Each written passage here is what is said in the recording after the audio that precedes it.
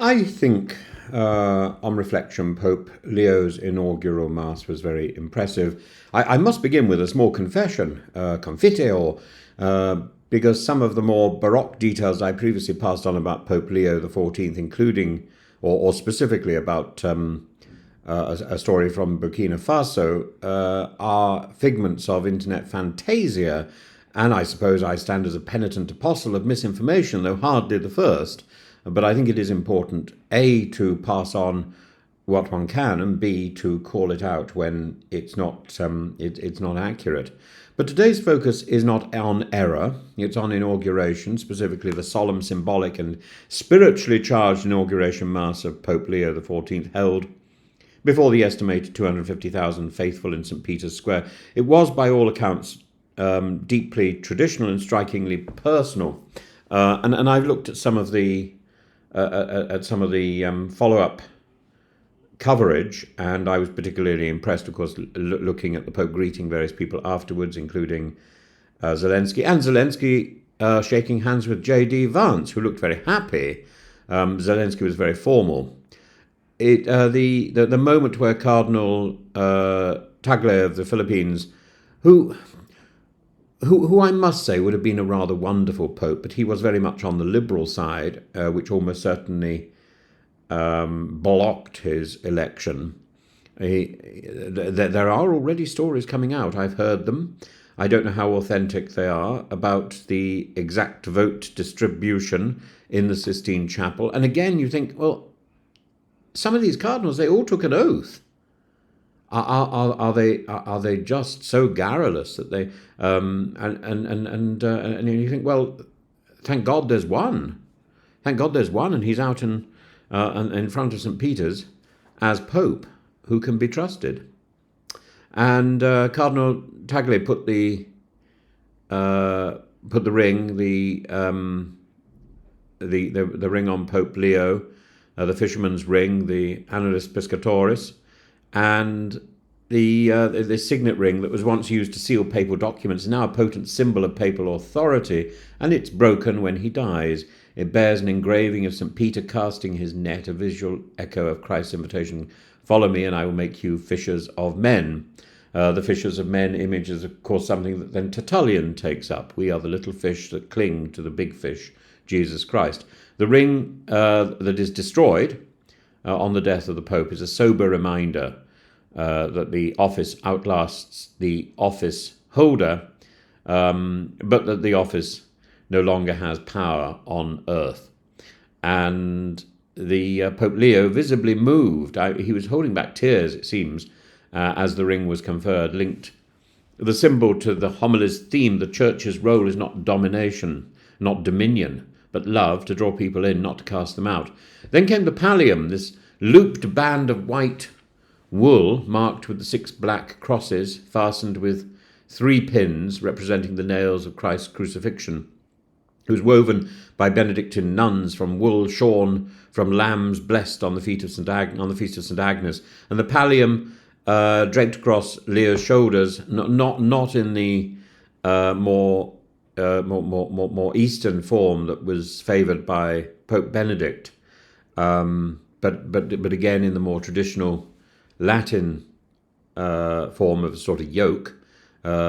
This symbolising the yoke of Christ, the pastoral duty of the bishop as shepherd of his flock.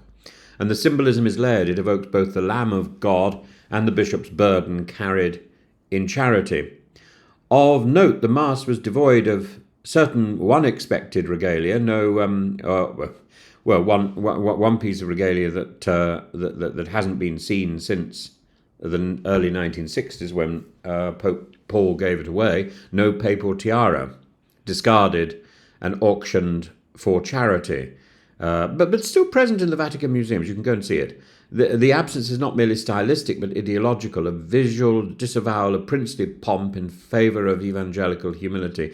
Leo's inaugural homily was delivered in Italian with quiet gravity, apostolic clarity. He declared that Peter's ministry, and therefore his own, was not founded on dominance, but on the capacity to love more. And he denounced a capitalism that favours the earth and marginalises the poor. His is a church that seeks unity without uniformity, a church that welcomes difference rather than fears it. Leo reminded us that he's an Augustinian. With you I am Christian, for you a bishop.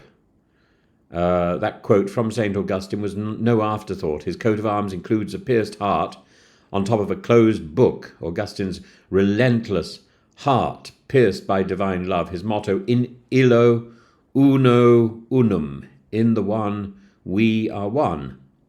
It's a call to spiritual unity in the middle of ecclesiastical church diversity. The Mass itself was a liturgical mosaic of the universal church, readings in Spanish and English, the Gospel in Latin and Greek, prayers in Arabic, French, Portuguese, Polish and Chinese. The Sistine Chapel Choir soared through the credo, the statement of belief, which is 1,700 years old. This week actually, the creed as defined in Nicaea, what is now known as Iznik.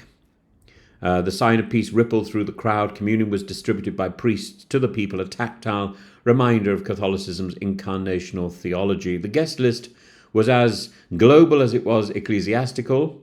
President Zelensky, J.D. Vance, King Philippe of Spain, Queen Letizia in white, a privilege reserved for Catholic queens, even Russia's culture minister.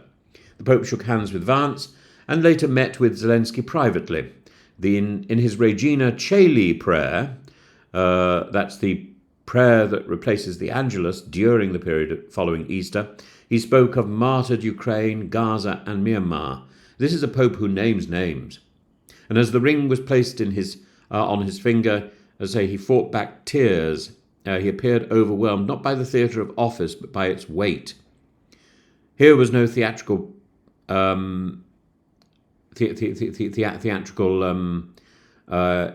display. It was a Christian deeply conscious of what it means to inherit the chair of St. Peter. And finally, a word about the flotsam and jetsam of online enthusiasm. In the past week, the internet has exploded with outlandish claims, some charming, some deranged. It's good to share, but better still to verify, and in that spirit, I thank those who've gently corrected and refined the points. Pope Leo XIV enters office not as a monarch, but as a media personality, but primarily as a shepherd, with Augustine in his bones, Peter in his heart, and a ring on his hand that calls him to cast wide the net of grace. His motto, his vestments, even his tears, point us to the task ahead. In the one, we are one.